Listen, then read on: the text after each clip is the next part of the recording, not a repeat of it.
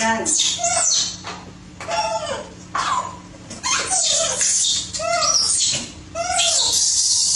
Thôi cả câu mờ, cả câu mờ vậy. Cô ăn đi ngay.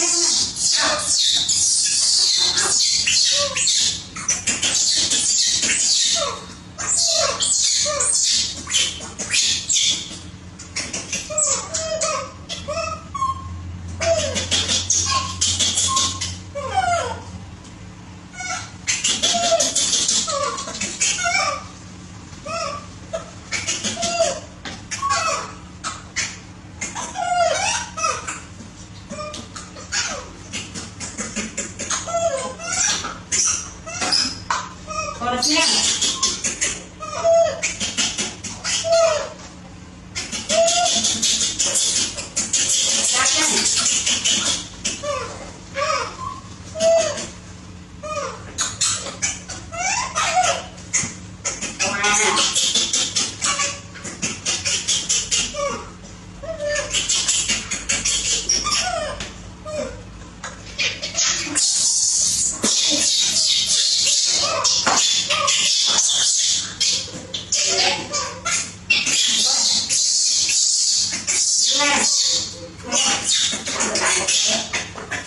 Để bà con vào đây.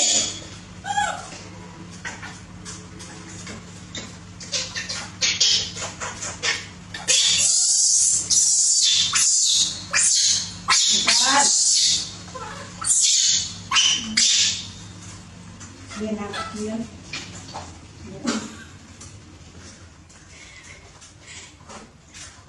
What a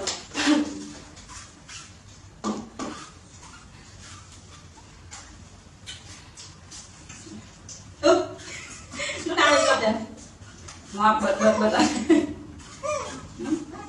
bật đằng lập,